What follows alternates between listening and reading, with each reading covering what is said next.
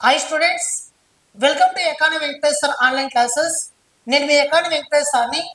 ఆంధ్రప్రదేశ్ రాష్ట్రంలో high court notification అనేది మనకి విడుదలైంది. దీంట్లో 300 పోస్టులకు గాను ఎగ్జామ్ అనేది దగ్గర నిర్వహిస్తారు. అయితే దాంట్లో సిలబస్ ఏదైతే ఉందో ఆ సిలబస్ ప్రకారం ప్రతిరోజు కూడా నేను మీకు జీకే మాత్రం అందిస్తూ వస్తాను. ఓకేనా? అన్ని సబ్జెక్టులు కూడా జీకే నేను అందిస్తూ వస్తాను. మీకు మన యాప్ పేరు వచ్చేసి మిత్రమా ఈ ఎకానమీ వెంకటేశ్వర్ యాప్ నా పేరు మీద ఉంటుంది. ఓకేనా? ఈ ఎకానమీ వెంకటేశ్వర్ యాప్లో ఇయర్లీ కరెంట్ అఫైర్స్ కోర్సులో ఉంటుంది. ఇయర్లీ కరెంట్ అఫైర్స్ కోర్సులో మీకు లాస్ట్లో నేను హైకోర్టు వాళ్ళకి మాత్రమే హైకోర్టు జీకే టెస్ట్ సిరీస్ అని చెప్పి ఒకటి అప్లోడ్ చేస్తున్నా.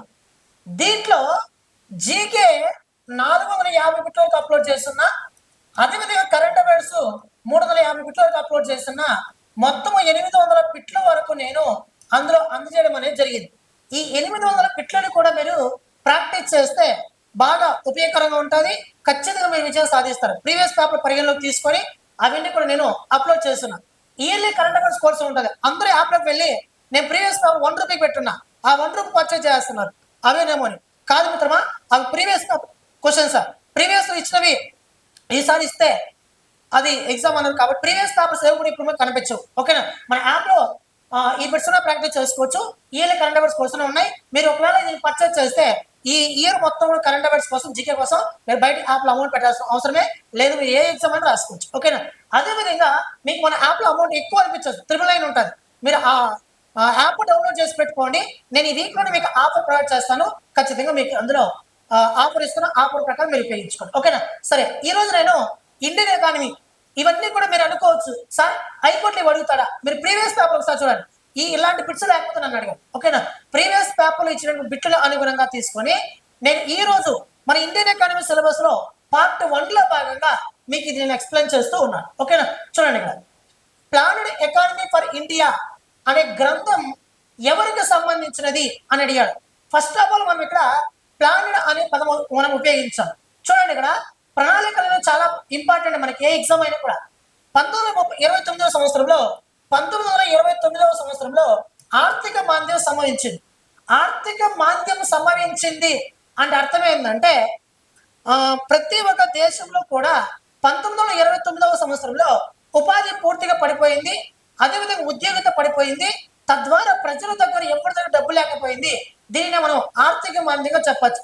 ఓ రకంగా చెప్పాలంటే ద్రవ్యోల్బణానికి బదులుగా ప్రతి ద్రవ్యోల్బణం ఏర్పడితే దానిని ఏమని పిలుస్తామంటే ఆర్థిక మాంద్యం అని పిలుస్తాం. ఓకేనా? 1929వ సంవత్సరంలో ప్రపంచవ్యాప్తంగా ఆర్థిక మాంద్యం ఏర్పడింది. ఈ ఆర్థిక మాంద్యం ఏర్పడిన కారణంగా ప్రపంచ దేశాలు అన్నీ కూడా అతలాకుతలమైన ఒక్క దేశ ఆర్థిక వ్యవస్థ మాత్రం అతలాకుతలం కాలేదు. ఆ దేశ ఆర్థిక వ్యవస్థే రష్యా దేశ ఆర్థిక వ్యవస్థ.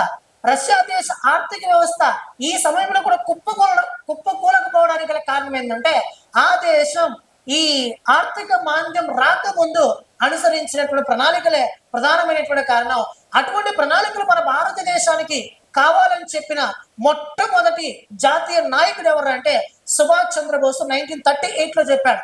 1938 కంటే ముందుగా 1934లోనే మన భారతదేశంలో ప్రణాళికలు తీసుకురావాలని చెప్పి ఒక దాని ఏమంటారు నాంది పలకడం అనేది జరిగింది. చూడండి, ఇక్కడ ప్లాన్డ్ ఎకానమీ ఫర్ ఇండియా అనే గ్రంథాన్ని 1934లో 1934లో ఈ గ్రంథాన్ని మోక్షగుండం విశ్వేశ్వరయ్య తీసుకొచ్చాడు. ఎవరైనా Mokshagundam Visvesvaraya planned economy for India అనే గ్రంథాన్ని తీసుకొచ్చి భారతదేశ ఆర్థిక అభివృద్ధి కోసం 10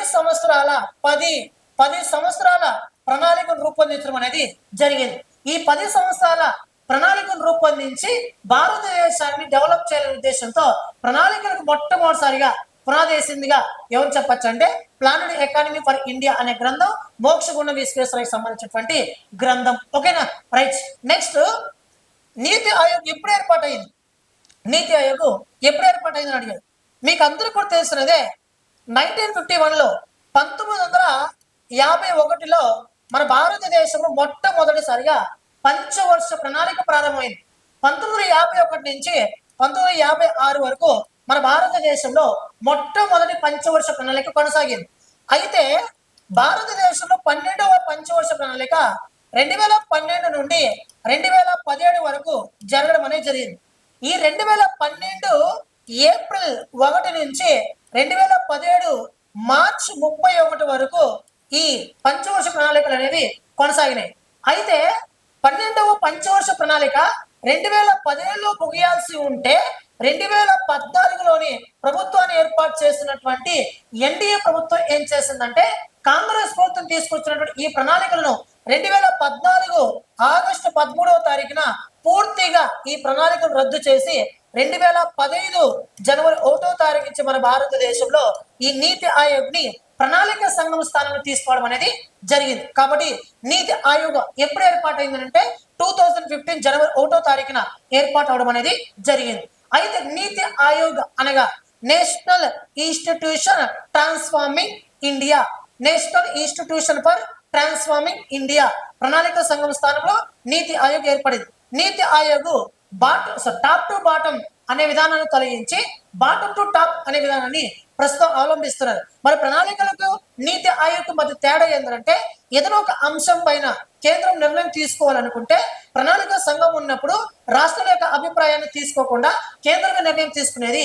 కేంద్రం ఏం చెప్తే రాష్ట్రాలు అది వినేవి. అంటే ప్రణాళికల స్థానంలో ప్రణాళికలు ఉన్నప్పుడు ఏ విధానం అమల్లో ఉండాలంటే టాప్ టు బాటం, అంటే కేంద్రం ఏం చెప్తే రాష్ట్రం అది వినాలి. అది మరి తర్వాత ఆ విధానం వద్దు, ఏదైనా ఒక అంశం పైన నిర్ణయం తీసుకోవాలనుకుంటే ఖచ్చితంగా రాష్ట్రాల భాగస్వామ్యాన్ని తీసుకొని ఆ అంశం పైన నిర్ణయం తీసుకోవాలనే ఉద్దేశంతో మన భారత ప్రభుత్వం ఎన్డీఏ ప్రభుత్వం ఈ ప్రణాళిక సంఘ స్థానంలో నీతి ఆయోగ్ తీసుకోవడం అనేది జరిగింది. అంటే నీతి ఆయోగ్ ఇప్పుడు ఏ అంశం పైన నిర్ణయం తీసుకోవాలన్నా ఖచ్చితంగా రాష్ట్రాల భాగస్వామ్యాన్ని తప్పనిసరిగా తీసుకుంటున్నది. అనగా ప్రస్తుతం నీతి ఆయోగ్ బాటమ్ టు టాప్ అంటే కింది నుంచి పైకి అనే విధానాన్ని అవలంబిస్తున్నది. ఓకేనా, రైట్. నెక్స్ట్, క్రింది వాటిని జతపరచండి అని అడిగాడు. బాంబే ప్రణాళిక, గాంధీ ప్రణాళిక, ప్రజా ప్రణాళిక, సర్వోదయ ప్రణాళిక అని అడిగాడు.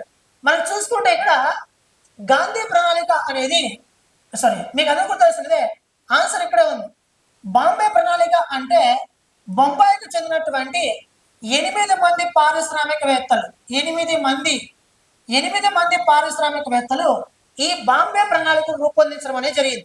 ఎప్పుడు 1943లో 1943లో ఇది రూపొందించడం అనేది జరిగింది. నెక్స్ట్, గాంధీ ప్రణాళికని 1944లో రూపొందించడం అనేది జరిగింది. మరి ఎంఎన్ రాయ్ గారు మనకి ప్రజా ప్రణాళికను 1945లో రూపొందించడం అనేది జరిగింది. సర్వోదయ ప్రణాళికను 1950లో రూపొందించడం అనేది జరిగినది. ఓకేనా, ఇది సంవత్సరం చాలా ఇంపార్టెంట్. చూద్దాం, జతపడతాం. బాంబే ప్రణాళికను ఎవరు తీసుకొచ్చారంటే 1943లో 8 మంది పారిశ్రామికవేత్తలు బాంబే ప్రణాళిక తీసుకొచ్చారు. కాబట్టి A1. గాంధీ ప్రణాళిక ఎవరు తీసుకొచ్చారంటే శ్రీమాన్ నారాయణ అగర్వాల్. అంటే గాంధీ అనువాదాలను, గాంధీ యొక్క నియమాలను ఆ రానున్న ప్రణాళికలు అవలంబించాలి అని చెప్పి ఈ గాంధీ ప్రణాళికలో శ్రీమాన్ నారాయణ అగర్వాల్ పేర్కొనడం అనేది జరిగింది. నెక్స్ట్, ప్రజా ప్రణాళిక రూపొందించిన వ్యక్తి ఎంఎన్ రాయ్ గారు. సర్వోదయ ప్రణాళిక రూపొందించిన వ్యక్తి జయప్రకాష్ నారాయణ గారు. ఈ 4 కూడా మనకి ముఖ్యమైనటువంటి ప్రణాళికలు. కాబట్టి 1, 2, 3, 4 ఎక్కడ చూద్దాం. 1, 2, 3, 4 ఇక్కడ ఉంది మిత్రమా. మిగతా ఆప్షన్తో మనకు పని లేదు. ఓకేనా, చూద్దాం. ఇక్కడ చూస్తే బాంబే ప్రణాళిక ఏమో రానున్నటువంటి ప్రణాళికలలో ఎక్కువ ప్రాధాన్యత భారీ పరిశ్రమలకు ఇవ్వమని చెప్పింది. అంటే మంచి పెద్ద పారిశ్రామిక రంగాన్ని ఏర్పాటు చేయమని బాంబే పారిశ్రామికవేత్తలు ఈ ప్రణాళికను రూపొందించారు. మరి గాంధీ ప్రణాళిక ఏం చెప్పిందంటే శ్రీమాన్ నారాయణ అగర్వాల్ గారు ఈ ప్రణాళికను ఏమని పేర్కొన్నాడంటే చిన్న తరహా పరిశ్రమలకి అంటే స్మాల్ ఇండస్ట్రీస్ ఏవైతే ఉంటాయో వాళ్ళకి ఎక్కువ ప్రాధాన్యత ఇవ్వమని చెప్పి గాంధీ ప్రణాళిక పేర్కొనడం అనేది జరిగింది. ఎంఎన్ రాయ్ గారు రూపొందించిన ప్రణాళిక ఏం చెప్పిందనేసి అంటే వినియోగము మరియు వ్యవసాయ రంగానికి అధిక ప్రాధాన్యత ఇవ్వమని చెప్పింది.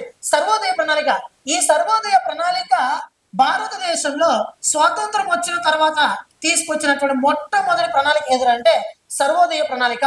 ఓకేనా, చూద్దాం. ఇది మనకు సంబంధించింది. నెక్స్ట్, క్రింది వాటిలో సుస్థిర అభివృద్ధి అనే పదం ఏ సంవత్సరం నుంచి మనకి వాడుకలోకి వచ్చిందని అడిగాడు. అసలు ఎన్నిసార్లు అడిగాడంటే బిట్టు ప్రతి ఎగ్జామ్ లో పడుతూనే ఉంటారు. అయితే సస్టైనబుల్ డెవలప్మెంట్, సుస్థిర అభివృద్ధి అనగానేమి అని మనం ఒకసారి తెలియజేసుకుంటే, ప్రస్తుతం మనకు అందుబాటులో ఉన్నటువంటి వనరులను మనం బాగా ఉపయోగించుకోవాలి. దాంతోపాటు భవిష్యత్తు తరాల వారికి కూడా దాన్ని దాచుకుంటే దాన్ని మనం ఏం పిలుస్తామంటే సుస్థిర అభివృద్ధి అని పిలుస్తాం. ఒకటే గుర్తుపెట్టుకోండి, మనకు ప్రస్తుతం అందుబాటులో ఉన్నటువంటి వనరులు అవి ఏ వనరులైనా కావచ్చు. ఈ వనరులన్నింటినీ కూడా మనం ప్రస్తుతం ఉపయోగించుకోవాలి. దాంతోపాటు రానున్నటువంటి కాలం వారికి కూడా కొంత భాగాన్ని ఎత్తి పెడితే దాన్ని ఏమని పిలుస్తామంటే సుస్థిర అభివృద్ధి అని పిలుస్తాం. అంటే సుస్థిర అభివృద్ధి అంటే భవిష్యత్తు తరాల కోసం మనం చేసేటటువంటి అభివృద్ధిని సుస్థిర అభివృద్ధి అని పిలుస్తాం. అయితే ఈ సుస్థిర అభివృద్ధి అనే పదాన్ని మొట్టమొదటిసారిగా 1987లో మనకు వాడుకలోకి రావడం అనేది జరిగింది. భారతదేశంలో బ్రెంట్లాండ్ నార్వే ప్రధాని అయినటువంటి బ్రెంట్లాండ్ అధ్యక్షతన బ్రెంట్లాండ్ కమిషన్ ఆధారంగా ఈ సుస్థిర అభివృద్ధి అనే భావన ప్రపంచవ్యాప్తంగా అమల్లోకి రావడం అనేది జరిగింది. ఓకేనా, రైట్. నెక్స్ట్ పిసి మహల్నోబిస్ ప్రణాళిక అని ఏ ప్రణాళికను పిలుస్తారని అడిగాడు. మొదటి పంచమ ప్రణాళికన, రెండవ పంచమ ప్రణాళికన, నిరంతర ప్రణాళికన, మరి 9వ పంచవర్ష ప్రణాళిక అని అడిగారు. 2వ పంచవర్ష ప్రణాళిక పిసి మహల్నోబిస్ ప్రణాళిక అని ఏ ప్రణాళికను పిలుస్తారంటే 2వ పంచవర్ష ప్రణాళికను పిలుస్తారు. 2వ పంచవర్ష ప్రణాళికలో ఎక్కువ ప్రాధాన్యత దేనికి ఇవ్వమని చెప్పారంటే ఇండస్ట్రీస్ ఎక్కువ ప్రాధాన్యత ఇవ్వాలని చెప్పి ఈ ప్రణాళిక పేర్కొనడం అనేది జరిగింది. కాబట్టి 2వ పంచవర్ష ప్రణాళికని పిసి మహల్నోబిస్ ప్రణాళిక అని కూడా పిలుస్తారు. మన భారతదేశంలో 2వ పంచవర్ష ప్రణాళిక నుండి 7వ పంచవర్ష ప్రణాళిక కూడా మన భారతదేశంలో ఎక్కువ ప్రాధాన్యత ఈ పిసి మహల్నోబిస్ వ్యూహాన్ని మనం ఉపయోగించాం. ఓకేనా, కాబట్టి second planning 5 years planning is also known as PC Mahalanobis planning. ఓకేనా, పిసి మహల్నోబిస్ ప్రణాళికనే 2వ పంచవర్ష ప్రణాళిక అని కూడా పిలుస్తారు. ఓకేనా, నెక్స్ట్ ప్రధానమంత్రి గరీబ్ కళ్యాణ్ యోజన. నేను నెక్స్ట్ వీడియో రేపటి క్లాసులో మీకు కేంద్ర ప్రభుత్వ పథకాలన్నీ కూడా ఇంపార్టెంట్ అయిన పథకాలు, డేట్స్, లక్ష్యము, దాని యొక్క టార్గెట్, ఇవన్నీ కూడా నేను మీకు అందులో నేను మీకు అందుబాటులోకి తెస్తాను. ఓకేనా, చూడండి. ప్రధానమంత్రి గరీబ్ కళ్యాణ్ యోజనకి సంబంధించి సరైన వాక్యాలను గుర్తించండి అని అడిగాడు. ఇక్కడ చూస్తే 2016 నవంబర్ 8వ తారీఖున మన భారతదేశంలో పెద్ద నోట్లను రద్దు చేశారు. అంటే 500 రూపీస్ నోట్స్, 500 రూపాయల నోట్లను, 1000 రూపాయల నోట్లను పూర్తిగా మన భారత ప్రభుత్వం ఉపసంహరించుకొని కొత్త 500 రూపాయల నోట్లను దాంతోపాటు 2000 రూపాయల నోట్లను మనకు అందుబాటులోకి తీసుకోవడం అనేది జరిగింది. తర్వాత 2000 రూపాయల నోట్లను కూడా 2023 మే 19వ తారీఖున దీన్ని పూర్తిగా ఉపసంహరించుకోవడం అనేది జరిగింది. ఓకేనా, చాలా చాలా మోస్ట్ ఇంపార్టెంట్. అయితే ఈ 2016 నవంబర్ 8న నోట్ల రద్దు చేశారు కదా, ఆ నోట్ల రద్దు చేసుకునేటప్పుడు మనకు కొంత టైం ఇచ్చారు నోట్లు మార్చుకునేటప్పుడు కొంత కమిషన్ గవర్నమెంట్కి ఇవ్వాలి కదా. ఆ గవర్నమెంట్ అంటే నోట్లు రద్దు విషయంలో, నోట్లను మార్చుకునే సమయంలో మన ప్రభుత్వానికి వచ్చేటువంటి కమిషన్ ఏదైతే ఉందో ఆ కమిషన్ను ప్రజల సంక్షేమం కోసం ఖర్చు పెట్టడం కోసం తీసుకొచ్చినటువంటి పథకమే ప్రధానమంత్రి గరీబ్ కళ్యాణ్ యోజన. చూడండి, ఇక్కడ ఈ పథకాన్ని 2016 డిసెంబర్ 16 ప్రకటించారు. ఎస్, కరెక్ట్ అయింది. ఇప్పుడు ఏమడిగాడు, సరైన వాక్యాలు అడిగాడు మిత్రమా. ఓకేనా, 2016 డిసెంబర్ 16 ప్రకటించారు. ఈ పథకాన్ని పెద్ద నోట్ల రద్దు తర్వాత తీసుకోవడం అనేది జరిగింది. ఎస్, కరెక్ట్ కదా. 2014 నవంబర్ 8వ తారీఖున రద్దు చేస్తే 2016 డిసెంబర్ 16 ప్రకటించారు. ఈ పథకాన్ని పెద్ద నోట్ల రద్దు తర్వాత తీసుకోవడం అనేది జరిగింది. పెద్ద నోట్ల రద్దు నేపథ్యంలో ప్రభుత్వానికి వచ్చినటువంటి పన్ను రాబడిని పేదల సంక్షేమం కోసం ఉపయోగించడమే ఈ పథకం యొక్క ముఖ్య ఉద్దేశం. ఎస్, ఇది కూడా కరెక్టే. ఓకేనా, ఈ 3 కూడా కరెక్ట్. కాబట్టి ఏబిసి ఎక్కడుంది మిత్రమా, ఏబిసి A, B, C మాత్రమే సరైనవి. గుర్తుపెట్టుకోండి, చాలా చాలా మోస్ట్ ఇంపార్టెంట్. రైట్, నెక్స్ట్ 2016లో ప్రవేశపెట్టబడినటువంటి 2000 రూపాయల నోట్లు ఎప్పుడు ఉపసంహరించుకున్నారు? ఇందాక నేను చెప్పాను.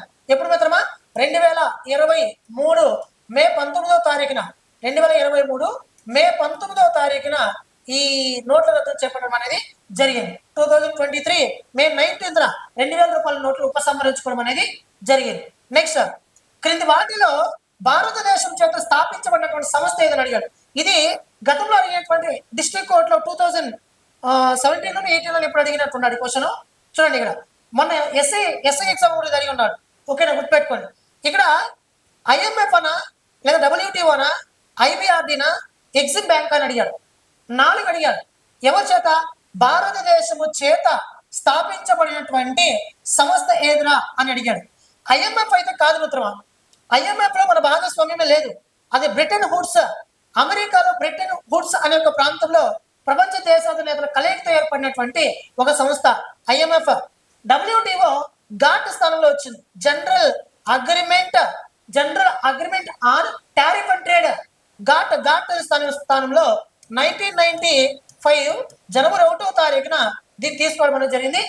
స్విట్జర్లాండ్ లోని జెనీవా కేంద్రంగా పనిచేస్తుంది. నెక్స్ట్ వరల్డ్ బ్యాంక్, ప్రపంచ బ్యాంక్. ఈ వరల్డ్ బ్యాంక్ మన భారత ప్రభుత్వం 1945 లో తీసుకోవడం జరిగింది. వరల్డ్ బ్యాంక్ ని IBRD అని పిలుస్తాం, international bank for reconstruction and development, IBRD. ఓకేనా. దీని ప్రస్తుత వరల్డ్ బ్యాంక్ అధ్యక్షుడుగా మన భారతీయుడు ఉన్నాడు, మన భారత సంతతి వ్యక్తి అజయ్ బంగా గారు ఉన్నారు. నెక్స్ట్ ఎక్స్పోర్ట్ మరియు ఇంపోర్ట్ బ్యాంక్. ఇది మన భారతదేశం చేత తయారు చేయబడినటువంటి బ్యాంక్.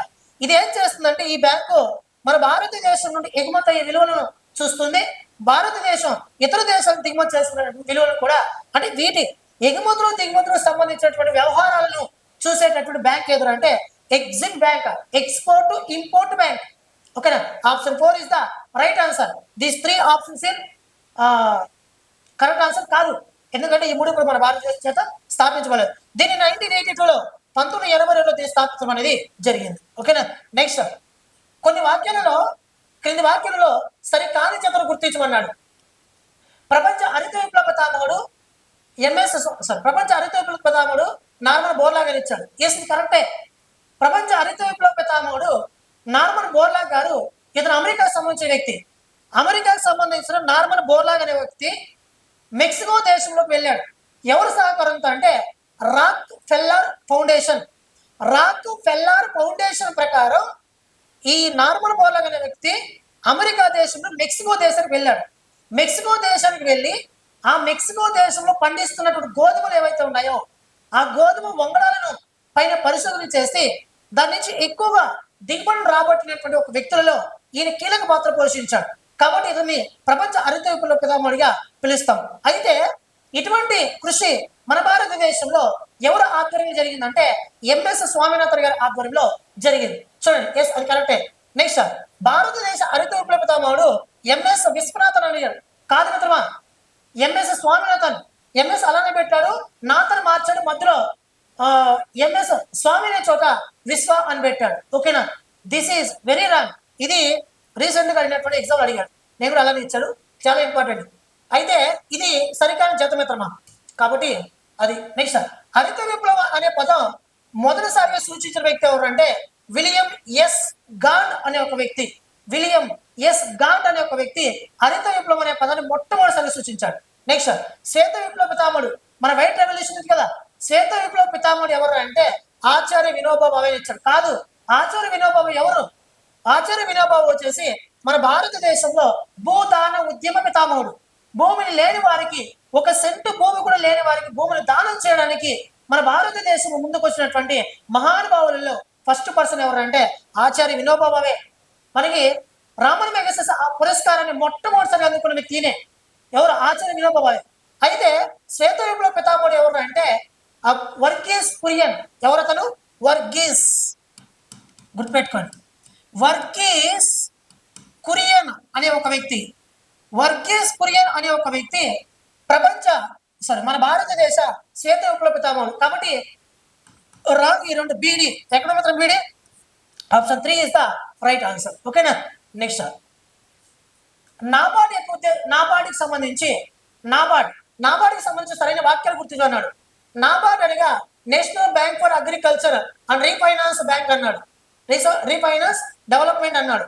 నాబార్డు 1982 జూలై 12 ఏర్పాటైందని అడిగాడు. ఇది ఒక రీఫైనాన్స్ సంస్థ అన్నాడు. భారతదేశ వ్యవసాయ రంగానికి రుణాలను జారీ చేసే ఏకైక సంస్థ అన్నాడు. దీనికి చూడండి, ఇక్కడ నాబార్డ్ అంటే నేషనల్ బ్యాంక్